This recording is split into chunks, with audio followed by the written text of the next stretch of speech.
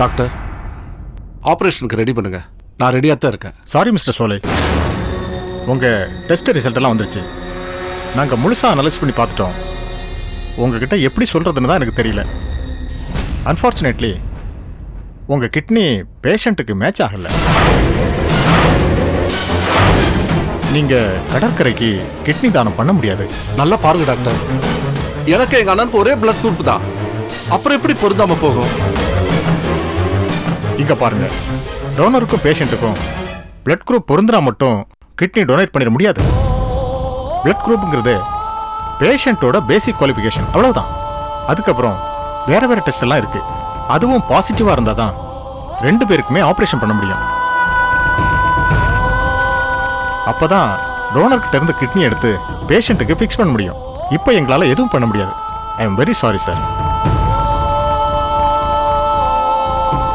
இதை பாருங்க, உங்க வேதனை எனக்கு புரியுதுமா. என்ன பண்றது, மனசை தேத்திக்குங்க. இப்போதைக்கு வேற டோனர் கிடைக்கிற வரைக்கும் பேஷண்ட்டுக்கு டயாலிசிஸ் பண்ணிட்டு இருப்போம். உடனடியாக அவருக்கு கிட்னி தானம் பண்றதுக்கு ஒரு டோனரை ரெடி பண்ணுங்க.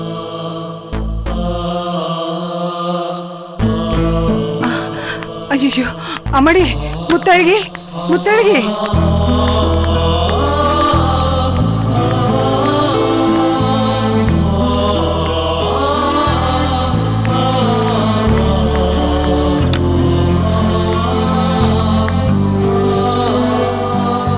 சொல்ல அண்ணே, அது வந்து என்ன, உன் கிட்னி எனக்கு மேட்ச் ஆகாதுன்னு சொல்லிட்டாங்களா? எனக்கு எப்படி தெரியும்னு பார்க்குறீங்களா? இப்படி தான் நடக்கும்னு என் உள் மனசு சொல்லுச்சு. நான் தான் சொன்னேனே ஆரம்பத்திலேயே வேண்டான்னு. கேட்டிங்களா? எனக்காக யாரும் எந்த தியாகமும் செய்ய வேணாம். எல்லாரும் சந்தோஷமா இருக்கணும். அண்ணே, உங்களுக்கு ஒன்றும் ஆகாதுண்ணே, நாங்கள் இருக்கோண்ணே. உயிரை கொடுத்தாவது உங்களை காப்பாற்றுவோம். செல்லம்மா கிட்டையும் கேட்க கூடாதுன்னு சொல்லிட்டீங்க. எங்க கையையும் இப்படி கட்டி போட்டுட்டீங்களே மாமா. அண்ணே, எவ்வளவு செலவானாலும் பரவாயில்ல, வெளிநாட்டு கூட்டு போயாவது உங்களை காப்பாத்துறேனே. முட்டாள், எல்லாருக்கும் சாவு வரதான் போகுது. எனக்கு முன்னாடியே தெரிஞ்சு போச்சு. அந்த வகையில் நான் கொடுத்து வச்சேன். மாப்பிள்ள, ஏன் இப்படி எல்லாம் பேசுறீங்க? உங்களுக்கு ஒன்றும் ஆகாது. டயாலிசிஸ் பண்ணா சரியா போகணும்னு டாக்டர் சொல்லிட்டாரு. ஏண்டி, டாக்டர் சொன்னார் இல்ல, மாப்பிள்ளை கிட்ட எடுத்து சொல்ல, அவருக்கு ஒன்றும் இல்லைன்னு. ஆமாங்க, உங்களுக்கு எதுவுமே இல்லையா?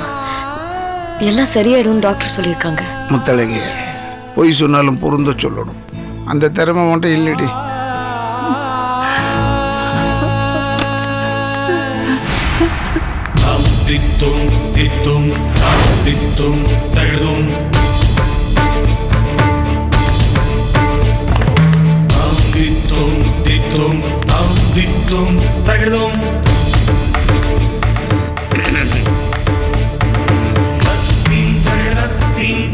அண்ணே,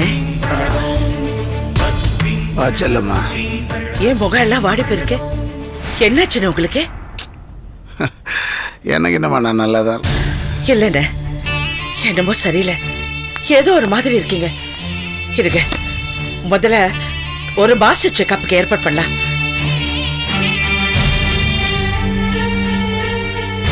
எனக்கு ஒரு 2 நாளா மனசு சரியில்லை. அப்பாவை கேட்டா எதுவும் சொல்ல மாட்டேன்றாரு.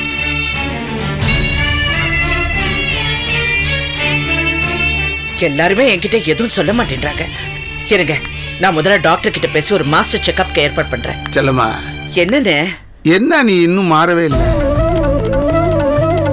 சும்மா எப்ப பாரு நீ பிடிச்ச முயலுக்கு 3 கால்னுட்டு யார் பேச்சு கேட்க மாட்டியா? ஏதோ பிரச்சனை இருக்கும்னு எனக்கு பயமா இருக்கு. நான் செல்லம்மா, உனக்கு ஒரு தடவை சொன்னா புரியாதா? நாங்க இத்தனை பேர் கூட இருக்கோம்ல, என்னமோ உனக்கு மட்டும் தான் அண்ணன் மேல அக்கறை இருக்கிற பேர் பேசுறேன். நாங்க தான் அண்ணனுக்கு ஒண்ணு இல்லைன்னு சொல்றோம்ல. அம்மா செல்லம்மா, இந்த குடும்பத்துக்கும் முத்தழகிக்கும் நீ நிறைய பண்ணிட்ட. உன்னால நாங்க ரொம்ப சந்தோஷமா இருக்கோம். அந்த சந்தோஷம் போதுமா? நீ போய் உன் வேலையை பாரு, அது போதும். ஆமா செல்லம்மா, அம்மா சொல்றதுதான் சரி. நீ எங்களை பத்தி கவலைப்பட்டதெல்லாம் போதும். இனிமே நாங்க எல்லாத்தையும் பாத்துக்கிறோம். நீ உன் கார்மெண்ட்ஸ் வேலையை போய் பாரு. உங்களுக்கு தெரியாம செல்லம்மா ஒரு காரியம் பண்ணிருக்காங்க. அது தெரிஞ்சா நீங்க ரொம்ப கோவப்படுவீங்க. என்ன? அண்ணே விடுங்க அண்ணே. இப்போ போய் இதெல்லாம் பேசிட்டு அண்ணன் கொஞ்ச நேரம் ரெஸ்ட் எடுக்கட்டும். நம்மள வெளியில வெயிட் பண்ண சொல்ல அவ என்னமோ சொல்ல வர நீடா தடுக்கிற. சொல்லு முத்தழகி. அன்னைக்கு இந்த ஸ்னேகா வந்து எல்லார்கிட்டயும் மன்னிப்பு கேட்டு போனால. ஆமா, அதுக்கு என்ன பேர்? அதுக்கு ஒண்ணும் இல்லைங்க. அன்னைக்கு செல்லம்மா ஸ்னேகாவை ஏன் மன்னிச்சிங்கன்னு இங்க வந்து சத்தம் போட்டு போனால. ஆமா. அப்ப நீங்க எல்லாத்தையும் பொறுமையா அவகிட்ட விளக்கி சொன்னீங்கல்ல. அது எதையுமே காதுல போட்டுக்காம கோச்சிட்டு போன செல்லம்மா நேரா நம்ம வீட்டுக்கு வந்து அன்னைக்கு நீங்க ஸ்னேகாவை மன்னிச்சது தப்பு, அண்ணன் தப்பு பண்ணிட்டாரு, ஸ்னேகா கூட நீங்க யாரும் பேசக்கூடாது, அது இதுன்னு பயங்கரமா சத்தம் போட்டாங்க. அண்ணே, ஐயோ அன்னைக்கு என்ன நடந்துச்சுன்னா? செல்லம்மா, நீ ஏன் சம்பந்தம் இல்லாத விஷயத்துல தலையிடுற?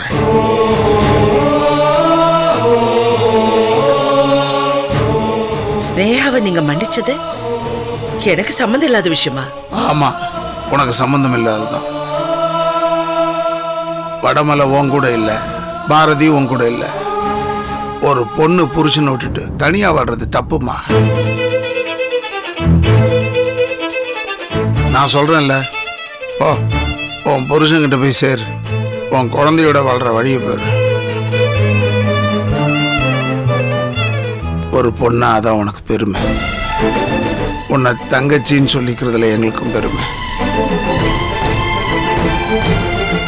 சரியா சொன்னீங்கங்க. என்ன செல்லுமா, உங்க அண்ணன் சொன்னது புரிஞ்சதா?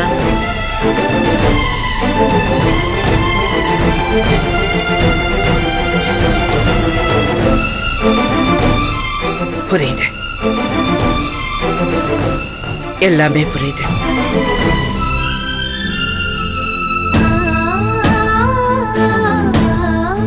நான் வரேன்.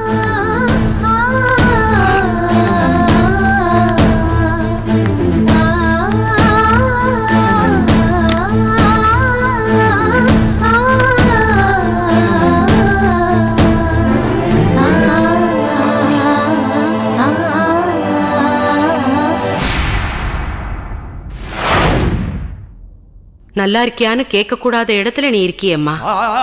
எனக்கு என்ன, எனக்கு இங்க எந்த தொந்தரவும் இல்ல. கொலை பண்ணிருக்கேன், அதுக்கான தண்டனையை அனுபவிச்சுட்டு இருக்கேன். நியாயம் தானே? என்னை பத்தி நீங்க கவலைப்படாதீங்க. நீங்களும் அவரும் நிம்மதியா இருங்க. நான் இங்க சந்தோஷமா தான் இருக்கேன். என்னை சமாதானப்படுத்துறதுக்காக நீ பொய் சொல்ற. உன் மனசு என்ன பாடுபடும்னு எனக்கு தெரியும்.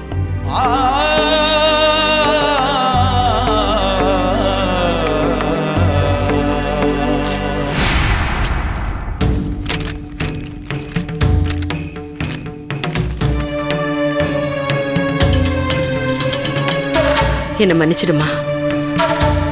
இதை தவிர எனக்கு வேற வழி தெரியல.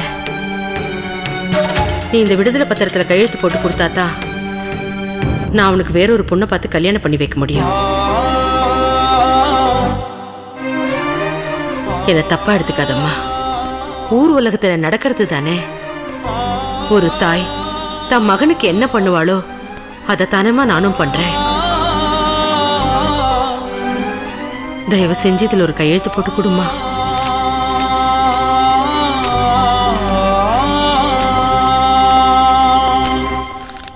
அமுதா, படிச்சு பார்த்து கையெழுத்து போடுமா.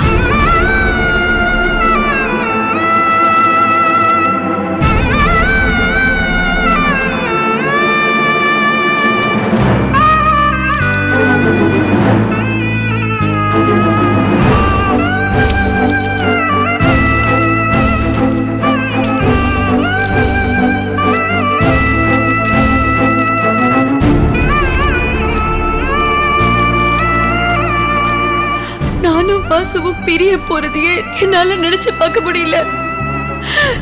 என்னால எப்படி அத்தை இதை படிக்க முடியும்? அப்படியே நான் இதை படிச்சு பார்த்தேன்னு வைங்களேன், என்னால கையெழுத்து போட முடியாது. நான் கண்டிப்பா கையெழுத்து போட்டிருக்க மாட்டேன்.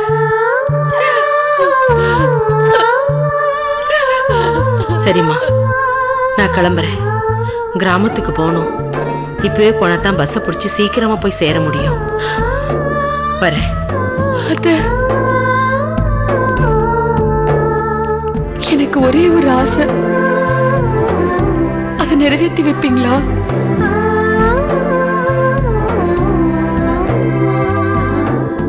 எனக்கும் மணியரசு மாமாக்கும் தப்பான உறவு இருக்குன்னு பேப்பர்ல எழுதிட்டாங்க. அத வாசுவும் கவிதாவும் நம்பலன்னு எனக்கு தெரியும். ஏன் நீங்க கூட இதை நம்பலன்னு எனக்கு தெரியும். ஆனா என்னை பத்தி சரியா தெரியாத அக்கம் பக்கத்துக்காரங்களுக்கும் தூரத்து சொந்தக்காரங்களுக்கும் நான் தப்பானவ இல்லைன்னு நிரூபிச்சே ஆகணும். சொல்லுமா, அதுக்கு நான் என்ன பண்ணணும்? கண்டிப்பா பண்றேன். எவ்வளவோ நடந்துருச்சத்த, என் மனசே உடைஞ்சு போச்சு. உடம்பு கொஞ்சம் கொஞ்சமா பலவீனமாயிட்டு வருது. நான் ரொம்ப நாள் உயிரோட இருக்க மாட்டேன்னு நினைக்கிறேன். ஐயோ அமுதா, அப்படியெல்லாம் சொல்லாதம்மா. அத்த, ஒருவேளை நான் இறந்துட்டா என் சாவுக்கு நீங்களும் ஆசுவும் கண்டிப்பா வரணும். அமுதா, வந்து என்னோட பொணத்து முன்னாடி உட்கார்ந்து ஒரு சொட்டு கண்ணீர் விடுங்க அத்த. அது போதும். நீங்க விடுற அந்த ஒரு சொட்டு கண்ணீர் இந்த அமுதா தப்பானவ இல்லைங்கிறது இந்த உலகத்துக்கு நிரூபிச்சிடும்.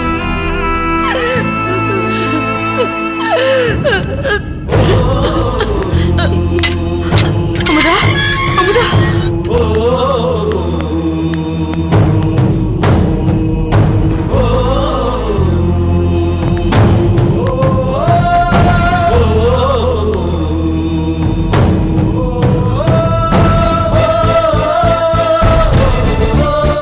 வெற்றி மீது வெற்றி வந்து என்னை சேரும், அது வாங்கி தந்த பெருமை எல்லாம் உன்னை சேரும்.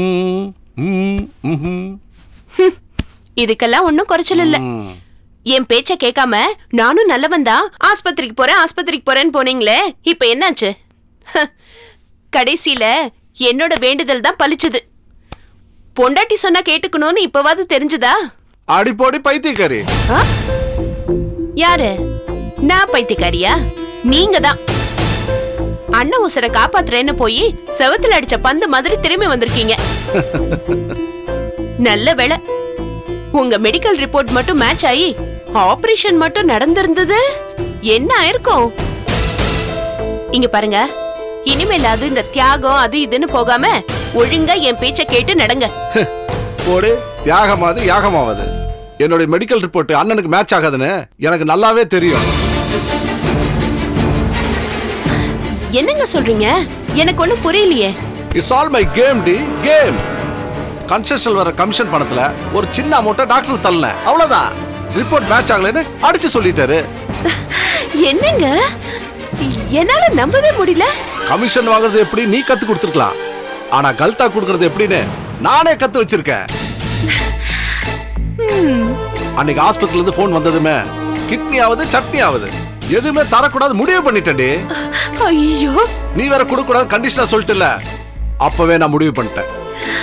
சரிங்க, அப்ப எதுக்கு அன்னைக்கு முத்தழகி அக்கா கிட்ட நான் கிட்னி தரேன்னு சொன்னீங்க? அப்படி சொல்லாம இருந்தா நம்மளையும் செல்லமா சேர்த்த மாதிரி துரோகி பட்டியல சேர்த்திருப்பாங்க.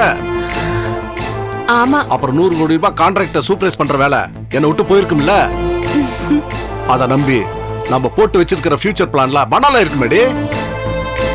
அதான் அப்படி ஒரு நாடகத்தை போட்டு முத்தாளிக்கு அண்ணியே ஏமாத்தின.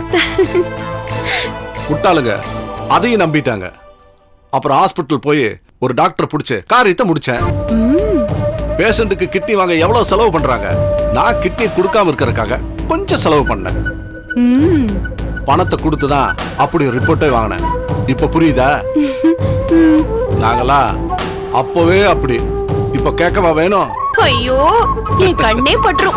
இப்பவாவது உங்களுக்கு புத்தி வந்துச்சே, அது போதும் எனக்கு. பாரு, சுருட்டின பணத்துல காஞ்சிபுரத்துல 4 கிரவுண்ட் வாங்கி போட்டிருக்கேன். உன் பேர்ல தான் ரெஜிஸ்டர் பண்ண சொல்லியிருக்கேன். வெற்றி மீது வெற்றி வந்து என்னை சேரும், அதை வாங்கி தந்த பெருமை எல்லாம் உன்னை சேரும். போங்க. ஓவராத்தான் வெக்கப்படுறல இவ.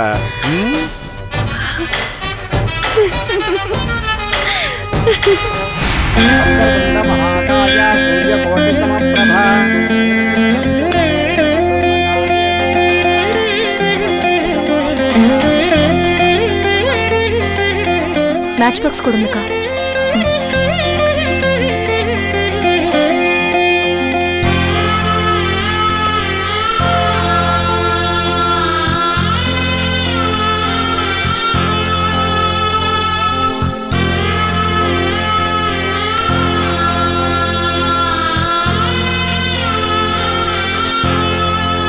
வாங்கக்கா போலாம்.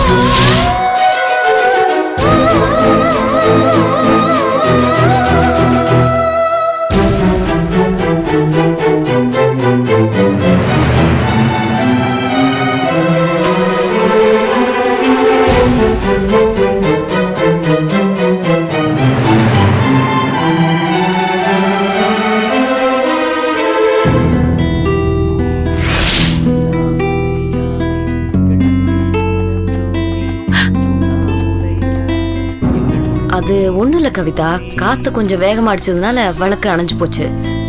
இதெல்லாம் ஒரு பெரிய விஷயமே இல்ல. கவனிச்சிங்களாக்கா? இத்தனை விளக்கு எரியும் போது ஏன் விளக்கு மட்டும் அணைஞ்சிருக்கு? எனக்கு நம்ம பயமா இருக்குக்கா. அது மட்டும் இல்லாம ஸ்னேகா சொன்னது அவர் கேட்கல. அவர் மட்டும் கேட்டிருந்தாருன்னா இந்நேரம் அவர் பெயிலே எடுத்திருக்கலாம். இப்படி பிடிவாதமா இருக்காரு. இந்நேரத்துல விளக்கு வேற அணைஞ்சது அபசுகுணமா இருக்கு. எனக்கு மனசே சரியில்லைக்கா. மனசு போட்டு குழப்பிக்காதமா, எல்லாம் நல்லபடியா நடக்கும். சாமி கும்பிடலாம் வா.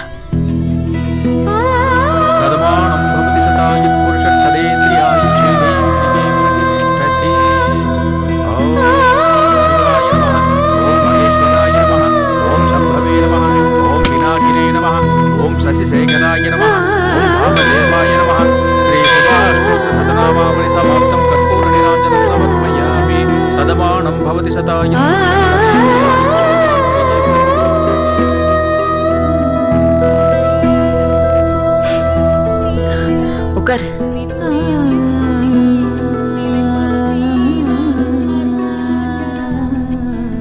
கவிதா, இப்போவே செல்லம்மா போய் பார்ப்போம். செல்லம்மா கிட்ட எனக்கும் ஆக வேண்டிய காரியம் ஒண்ணு இருக்கு. அவருக்கு இப்படி ஆகும்னு யாருமே எதிர்பார்க்கல. சோலையோட கிட்னி அவருக்கு பொருந்தும் நம்பிக்கையா இருந்தோம். கடைசியில அதுவும் கை கூடல. அவருடைய உடம்பு ரொம்ப வீக் ஆயிட்டே வருது. ரொம்ப வேதனையா இருக்கு. கூட பிறந்தவங்க கிட்னி பொருந்துறதுக்கு வாய்ப்பு அதிகமா இருக்குன்னு டாக்டர் சொல்றாரு. செல்லம்மா கிட்டே போவோம், நடந்ததை சொல்லுவோம், சோலையோட ரிப்போர்ட் மேட்ச் ஆகலங்கிறதையும் சொல்லுவோம். இனிமே நீ மட்டும்தான் இருக்க, உங்க அண்ணனை காப்பாத்துமா, எனக்கு தாலி பிச்சை கொடுன்னு நான் அவகிட்ட கேக்குறேன். ஆனா செல்லம்மா அண்ணிக்கிட்ட இந்த விஷயத்த சொல்லக்கூடாதுன்னு கடற்கரை மாமா சொல்லிருக்காருல்ல. அவர் சொன்னா விட்டுற முடியுமா கவிதா? இது உயிர் பிரச்சனையாச்சே.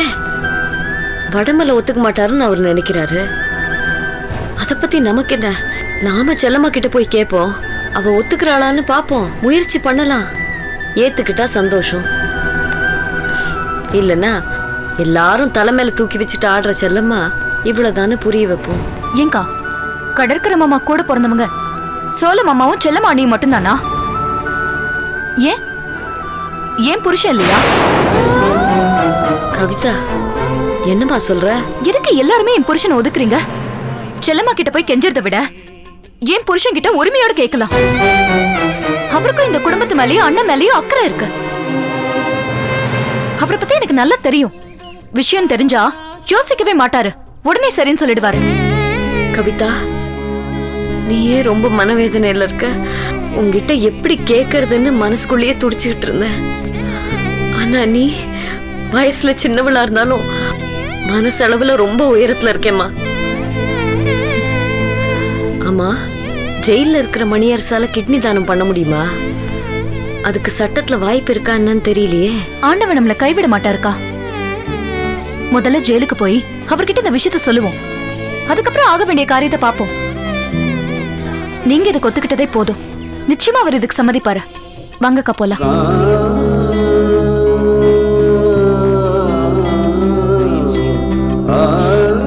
வாங்க. நீங்களே இப்படி சொன்னா எப்படி சார்? எனக்கு வேற வழி தெரியல மேடம். மணியரசு அமுதாவும் ஒத்துழைக்காம மேற்கொண்டு இந்த கேஸை நாம மூவ் பண்ண முடியாது மேடம். ஜெயில இருக்க மணியரசை பார்க்க மணியரசோட அண்ணியும் மணியரசோட ஒய்ஃபும் வந்திருக்காங்க. அமுதாவையும் பார்க்க அமுதா மாமியார் வந்திருக்காங்க. அவங்க அவங்கள சந்திச்சிருக்காங்க. ஏன் ஏசி சிவரஞ்சினி பர்மிஷன் கொடுத்தோம், அவங்க உங்களை பார்க்க விரும்பலையே. அப்படி இருக்கு, நாம மேற்கொண்டு என்ன பண்ண முடியும் மேடம்?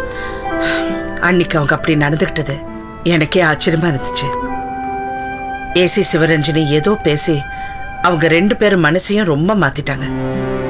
அதுக்காக அவங்கள அப்படியே விட்டுட முடியுமா? நீங்க மறுபடியும் ஒரு பெட்டிஷன் போடுங்க சார்.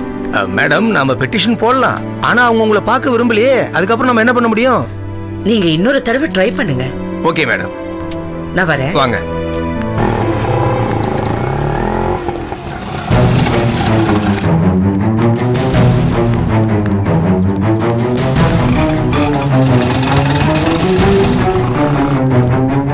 லாயர் அன்பரச பார்க்கணும். சார் உள்ளதாமா இருக்காரு. அந்த ரூமா? ஆமா, அந்த ரூம் தான்.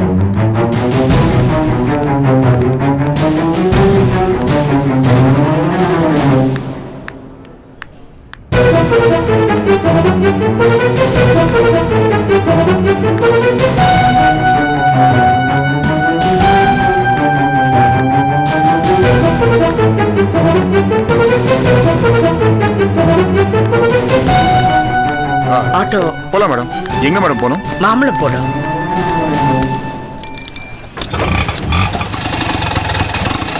உங்களோட அவசரம் எனக்கு புரியுது.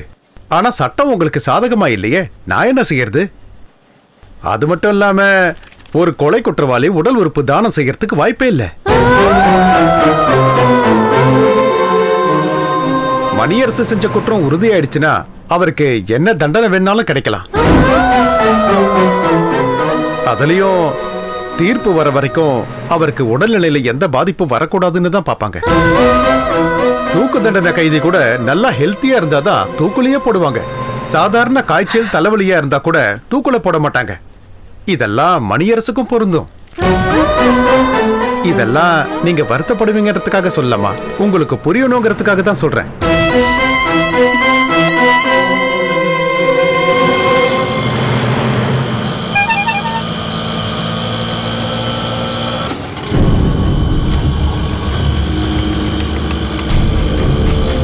இது உங்க போனா?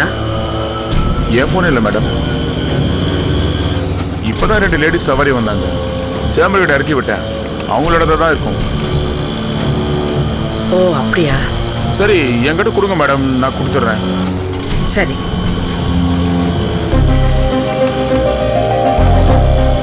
அண்ணே. என்ன மேடம்?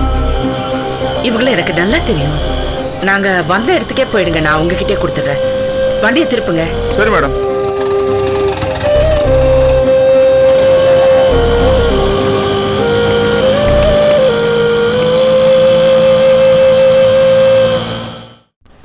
சார், கிட்னி கிடைச்சாதான் சார் நான் என் புருஷனோட உயிரை காப்பாற்ற முடியும். ஒரு உயிரை காப்பாத்த சட்டம் எப்படி சார் தடையா இருக்க முடியும் சொல்லுங்க? எங்களுக்கு மணியரசை விட்டா வேற ஆள் இல்ல சார். ஹெல்ப் பண்ணுங்க சார். நீங்க எப்படியாச்சும் இந்த உதவியை செஞ்சீங்கன்னா எங்க மாமா உயிரை காப்பாத்திடலாம் சார். ஒரு கொலை குற்றவாளி உடல் உறுப்பை தானம் பண்றதுக்கு நிறைய ஃபார்மாலிட்டிஸ் இருக்குமா. அதுக்கு நிறைய டைம் தேவைப்படும். சுப்ரீம் கோர்ட் வரைக்கும் போக வேண்டியிருக்கும். இருந்தாலும் நான் முடிஞ்ச வரைக்கும் ட்ரை பண்ணி பார்க்கறேன்.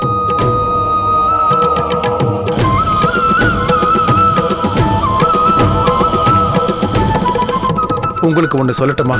மணியரசை மறந்துட்டு நீங்க வேற வழியில யோசிக்கிறது தான் புத்திசாலித்தனம்னு எனக்கு தோணுது.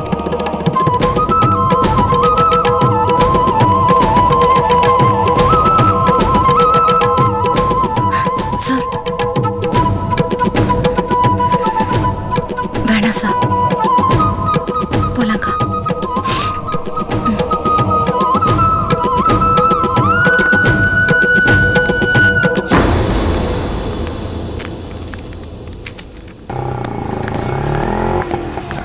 இருங்க, நான் வந்துடுறேன். கவலைப்படாதீங்கக்கா, ஏதாவது யோசிப்போம். கண்டிப்பா ஏதாவது ஒரு வழி கிடைக்கும்.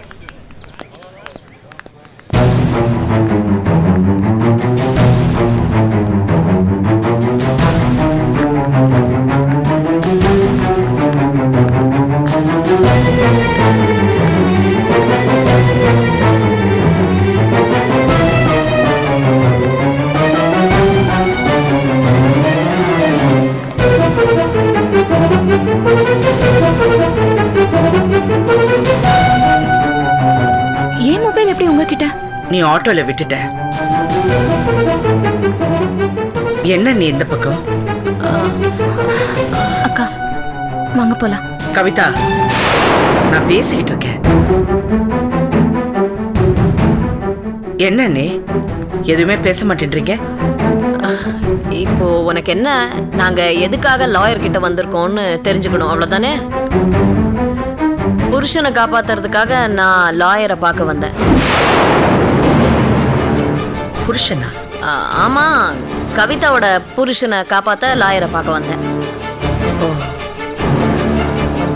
மணியரசு முதல்ல வெளியே எடுக்கிறதுக்காக லாயர் மூலியமா நான் முயற்சி பண்ணிட்டு இருக்கேன். இப்ப கூட நான் லாயர் பார்த்துட்டு தான் போறேன். நாங்களும் மணியரசு விஷயமா தான் லாயரை பார்க்க வந்தோம். நீ பார்த்துட்டு இருக்கங்கிறதுக்காக விட்டுற முடியுமா? ஏன், என் மேல நம்பிக்கை இல்லையா? நிறைய நம்பிக்கை இருக்குமா. உனக்கு மட்டும் விஷயம் தெரிஞ்சிருந்தா ஓடி வந்து உயிரையே கொடுத்துருப்ப, அது எனக்கு தெரியும். ஆனா உன் கூட பிறந்தவங்களுக்கு இதெல்லாம் தெரியலையே. என்ன சொல்றீங்க? மணியரசு புடிவாதமா உன் உதவியே தேவையில்லைன்னு சொல்றானே, அதை தான் சொல்றேன். அக்கா, இப்ப எதுக்கு டைமை வேஸ்ட் பண்ணிட்டு இருக்கீங்க? நமக்கு நிறைய வேலை இருக்கு, வாங்க கிளம்பலாம். கவிதா, கொஞ்சம் பொறு.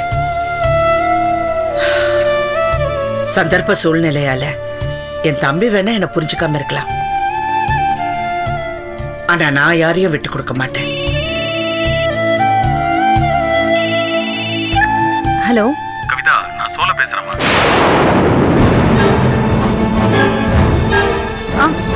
சரி, இதோ இதோ வந்துட்டே இருக்கோம். என்ன, யாரு? அக்கா நான் சொல்லல, பாருங்க ரத்னா உங்களை காணும்னு அழுதுட்டு இருக்கா. நேரமாச்சு, வாங்க வாங்கக்கா போலாம்.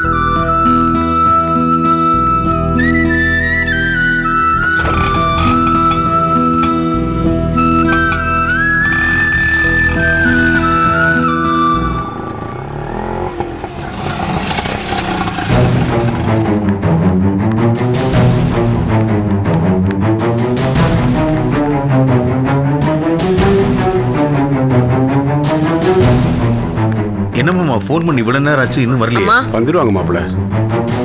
வந்துட்டாங்களா? யாருப்பா, யார் கிட்னி டொனேட் பண்றேன்னு சொன்னாங்க? சொல்ல டாக்டர் என்ன கூப்பிட்டு இனிமே உங்க அண்ணனுக்கு பிரச்சனை இல்ல, கிட்னி டோனர் கிடைச்சிட்டாங்க, உடனே ஆபரேஷன் வச்சுக்கலாம், நீங்க எதை பத்தியும் கவலைப்பட வேணாம்னு சொன்னாரு. அதான் கவிதாக்கு உடனே ஃபோன் பண்ணி சொன்னேன். அப்படியா? யாரு, எங்க இருக்காங்க? அம்மாடி, நீ வந்த உடனே பார்க்கலான்னு டாக்டர் சொன்னாரு. அப்படியா? வந்துட்டாரே. வாங்க மேடம். கிட்னி டொனேட் பண்ண வந்தவங்க உங்களை பார்க்கணும்னு தான் வெயிட் பண்றாங்க. யார் சார் அவங்க? உங்களுக்கு நல்லா தெரிஞ்சவங்க தானா? பேஷண்டோட நிலைமை தெரிஞ்சுக்கிட்டு வெளியில லேப் டெஸ்டிங் பண்ணிருக்காங்க, ரிப்போர்ட்ஸ் எல்லாம் கூட கொண்டு வந்திருக்காங்க. ஓ, அவங்களோட கிட்னி பேஷண்ட்டுக்கு பர்ஃபெக்ட்டா மேட்ச் ஆகும்.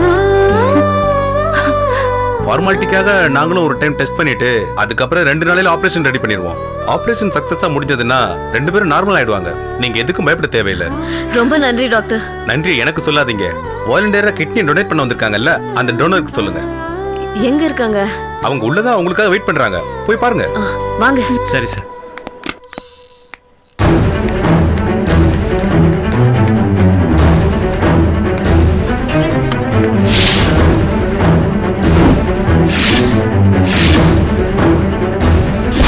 ஸ்னேகா,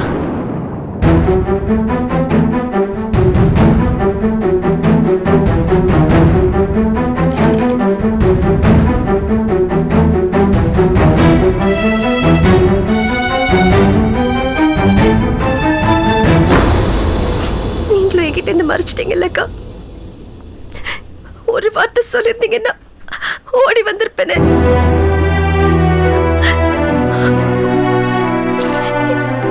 ஏன் இப்படி மறைச்சிங்க? உங்க குடும்பத்துல என்னையும் ஒருத்தியா நினைச்சிருந்தீங்கன்னு சொல்லிருப்பீங்கல்ல. நான் எங்க இருந்தோ வந்தவ தானே. அதான் என்கிட்ட இருந்து எல்லாரும் மறைச்சிட்டீங்க. விஷயம் கேள்விப்பட்ட உடனே நான் எவ்வளவு வேதனைப்பட்டேன் தெரியுமா?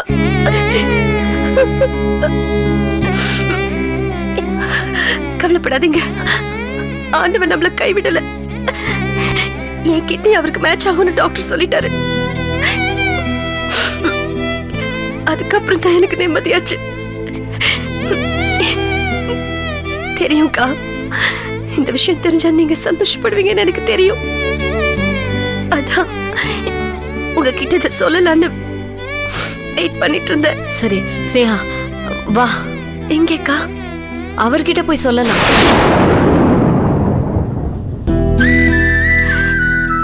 இல்ல வேணாக்கா. எங்க அப்பா அவர் காலில் விழுந்து மன்னிப்பு கேட்டதுனாலதான் ஏதோ அவர் மனசு வந்து இந்த கேஸ வாபஸ் வாங்கியிருக்காரு. ஆனா அவர் இன்னும் என்ன மனசளவுல வெறுத்துட்டு தாங்க இருக்காரு. நீ பண்ற தியாகம் அவருக்கு தெரிஞ்சதுன்னு வச்சுக்கோயே, கண்டிப்பா அவர் மனசு மாறுவார். உன்னை ஏத்துப்பாரு. இல்லக்கா, அவர் என்ன பாக்குறதே விரும்ப மாட்டாரு. அப்படி இருக்கும்போது நான் தான் கிட்னியை தானம் பண்றேன்னு தெரிஞ்சதுன்னா ஒத்துக்க மாட்டாருக்கா. ஸ்னேகா, நான் என்ன சொல்றேன்னா, வேணாக்கா. இந்த உயிரை அவர் போட்ட பிச்சை அவருக்கு பயன்படலன்னு வச்சுக்கோங்களேன். அதுக்கப்புறம் நான் உயிரோட இருந்த என்னக்கா பிரயோஜனம்? அவர் மட்டும் நான் கிட்னி கொடுக்கறதுக்கு ஒத்துக்கலன்னா கண்டிப்பா நான் செத்துருவேன்க்கா. சத்தியமா நான் செத்துருவேன்.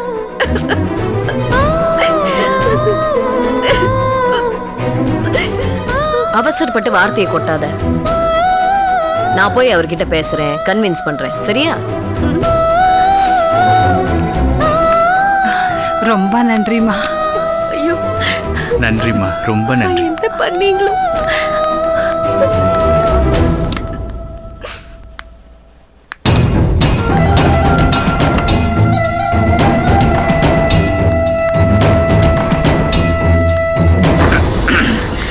என்னங்க என்ன முத்தழகி இவ்வளவு பரபரப்பா வர? இத்தனை பேர் உங்களை காப்பாத்த முயற்சி பண்ணிட்டு இருந்தோம்ல, ஆண்டவன் நம்ம கை விடலங்க. என் வேண்டுதல் பலிச்சிருச்சு. ஸ்னேகாவை ஜெயில இருந்து விடுவிச்சதுக்காக பாம்புக்கு பால் வாத்துட்டீங்க, எல்லாரும் பாவத்தை அனுபவிப்பீங்கன்னு உங்க தங்கச்சி சாபம் விட்டாளே. ஆனா இப்ப என் மாங்கல்யத்தை காப்பாத்துறதுக்காக அந்த மகமாயி ஸ்னேகாவை அனுப்பி வச்சிருக்காங்க. என்னடி சொல்ற? ஆமா மாப்பிள்ள, ஸ்னேகா உங்களுக்கு கிட்னி தானம் பண்ணணும்னு வந்திருக்கா. கடவுள் புண்ணியத்தில் ஸ்னேகாவோட கிட்னி மேட்ச் ஆகுது. டாக்டர் உடனே ஆப்ரேஷன் பண்ணலான்னு சொல்லியிருக்காரு மாப்பிள்ள. எப்போ பார்த்தாலும் இவ தான் உளறாண்ணா, நீங்க ஏன் உளறீங்க? எனக்கு ஆப்ரேஷன்லாம் வேணாம், முதல்ல அவளை போ சொல்லு.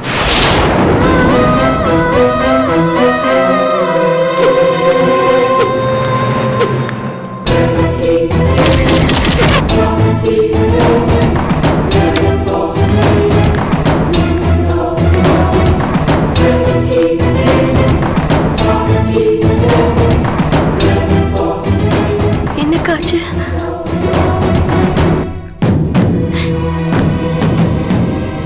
என்னக்கா சொன்னாரு? எனக்கு ஆப்ரேஷன்லாம் வேணாம், முதல்ல அவளை போ சொல்லு. என்ன மாப்பிள்ள இப்படி சொல்றீங்க? முத்தழகியோட நிலைமையை கொஞ்சம் யோசனை பண்ணி பாருங்க. நீங்க இல்லாத வாழ்க்கையை இவளால நினைச்சு கூட பார்க்க முடியாது மாப்பிள்ள. மாமா, யாராவது உங்களுக்கு கிட்னி தானமா கொடுக்க மாட்டாங்களான்னு? அக்கா போகாத கோயில் இல்ல, வேண்டாத தெய்வம் இல்ல. நிமிஷத்துக்கு நிமிஷம் உங்களை நினைச்சுதான் அவங்க வேதனைப்பட்டு இருக்காங்க. தயவு செஞ்சு இந்த ஆபரேஷனுக்கு ஒத்துக்கோங்க மாமா. கூட பிறந்தவங்களே கிட்னி தரக்கூடாதுன்னு சொன்னவன்னா, ஸ்னேகாவுக்கு சின்ன வயசு, அவ வாழ வேண்டியவ, 1000 கனவோட வாழ்றவ. எனக்காக யாரையும் நீங்க கஷ்டப்படுத்த வேணாம். இந்த விஷயம் தவசிக்கு தெரிஞ்சா சும்மா இருப்பானா அவன்? நம்ம சுயநலத்துக்காக யாரையும் கஷ்டப்படுத்த வேணாம். என்னங்க இது? நாம என்ன வலுக்கட்டாயமா அவளை கிட்னி தானம் பண்ண சொல்றோம்? அவளாதானே குடுக்கறேன்னு முன் வந்திருக்கா. இத பாருங்க, நீங்க அவளுக்கு உதவி பண்ணீங்க, பதிலுக்கு அவ உதவி பண்றேன்னு வந்திருக்கா. இதுல என்னங்க தப்பு? நீங்க சம்மதிக்கலன்னா அவ உயிரையே விடுறேன்னு சொல்றாளே. இங்க வந்தா நீங்க திட்டுவீங்களேன்னு உங்களை பார்க்காம பயந்து போய் வெளியிலயே உட்கார்ந்துருக்கா மாப்பிள்ள.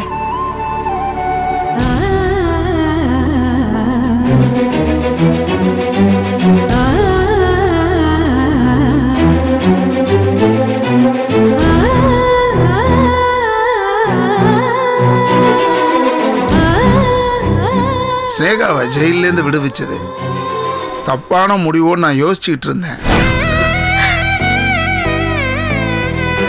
ஆனா என் முடிவு சரிங்கிறத அவ நிரூபிச்சிட்டா. ஸ்னேகா இந்த அளவுக்கு மாறி இருப்பேன்னு நான் கொஞ்சம் கூட நினைக்கல.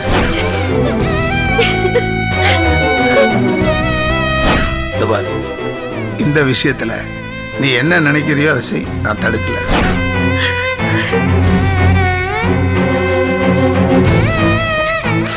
என் உடம்புல உசுறு இருக்கிற வரைக்கும் உன்னை மறக்க மாட்டேன். அக்கா, பெரிய வார்த்தையில சொல்லாதீங்க அக்கா. எனக்கு கூட பிறந்த தங்கச்சின்னு யாருமே இல்ல. இனிமே நீதான் என் தங்கச்சி. அக்கா, சந்தோஷமா இருக்குக்கா. இந்த ஒரு வார்த்தை போதும்க்கா. ஆயுசுக்கு உங்க எல்லாருக்கும் நான் கடமைப்பட்டிருக்கேன்க்கா.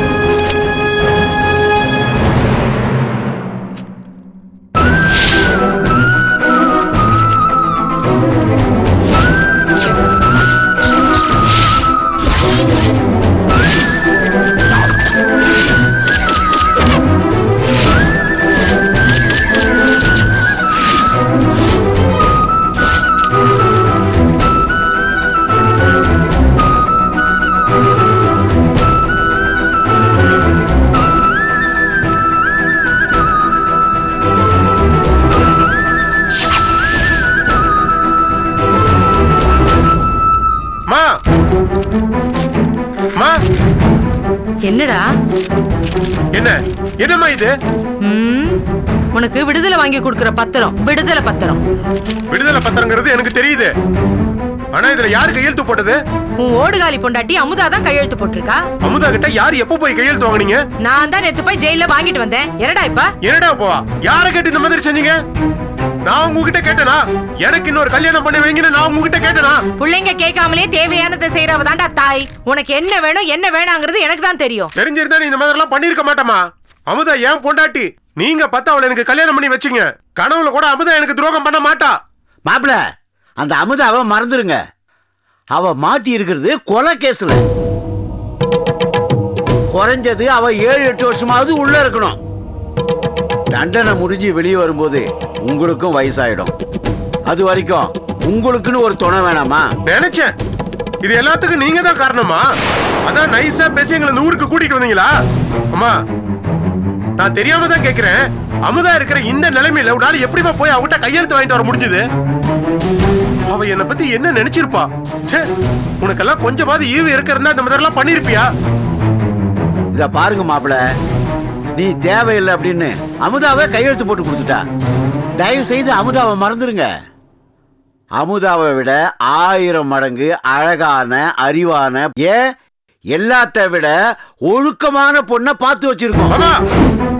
அமுதாவோட ஒழுக்கத்தை பத்தி நீங்க எனக்கு சொல்லணுங்கிற அவசியம் இல்ல. அவளோட குடும்பம் நடத்துறவனா அவளை பத்தி எனக்கு நல்லா தெரியும்.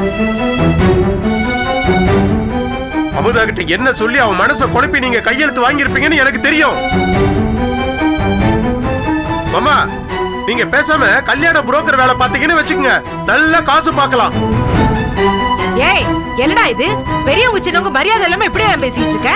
உன் மாமா நீ நல்லபடியா இருக்கணுங்கிறதுக்காக தான் இவ்வளவு கஷ்டப்பட்டுட்டு இருக்காரு. என் பொண்டாட்டியோட மனசை புரிஞ்சுக்காத யாரையும் நான் மதிக்கணுங்கிற அவசியம் இல்ல. இவ்வளவு பேசுறிய நீங்க, உங்ககிட்ட நான் ஒண்ணு கேட்கட்டுமா? அப்பா சாகும்போது உனக்கு சின்ன வயசு தானே, நீ ஏமா இன்னொரு கல்யாணம் பண்ணிக்கல? ஏய் ஒரு அம்மா கிட்ட கேக்குற கேள்வியா இது? சொல்லுமா, நீ ஏன் இன்னொரு கல்யாணம் பண்ணிக்கல? நீ சொல்ல மாட்ட, எனக்கு தெரியுமா. அப்பா வாழ்ந்த இடத்துல வேற ஒரு ஆளை வச்சு உன்னால பார்க்க முடியாது. அதனாலதான் அவரு நினைப்பிலேயே காலத்தை தள்ளிட்ட. செத்து போன உன் புருஷனுக்கே உன்னால துரோகம் பண்ண முடியலையே, உயிரோடு இருக்கிற என் பொண்டாட்டிக்கு நான் மட்டும் எப்படிமா துரோகம் பண்ணுவேன்? அமுதா நினைப்புல நீ குடிச்சிட்டு வந்த, அப்படியே விட்டா கெட்டு குட்டிச்சவரா போயிடுவேன். அதனாலதான் உனக்கு ஒரு கால் கட்டு போடலான்னு யோசிச்சோம். நான் தான் புத்தி கட்டி போய் குடிச்சிட்டு வந்தேன். உங்களுக்கு அறிவில்ல? என்ன கண்டிக்கிறத விட்டுட்டு இன்னொரு கல்யாணம் பண்ணிக்கன்னு சொல்றது அபத்தமா இல்லையா? அப்போ முடிவா என்ன தாண்டா சொல்ற? அமுதாவை என்னால மறக்க முடியாது. அவ பண்ணது தப்புதான், ஆனா அவ களங்கம் இல்லாதவ. அவளுக்கு நான் துரோகம் பண்ணனா அந்த ஆண்டவன் கூட என்ன மன்னிக்க மாட்டான். அவளே ரொம்ப நொந்து போயிருக்கா. மேலும் மேலும் அவளை நோகடிக்க வேண்டாம். எனக்கு கல்யாணம் வேண்டாம், ஒரு மண்ணு வேண்டாம்.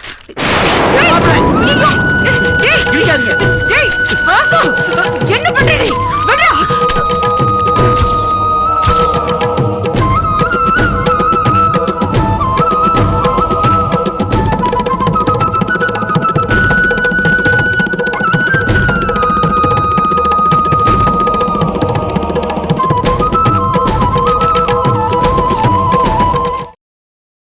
Catch us on TV, Tandivan.com, Facebook and YouTube.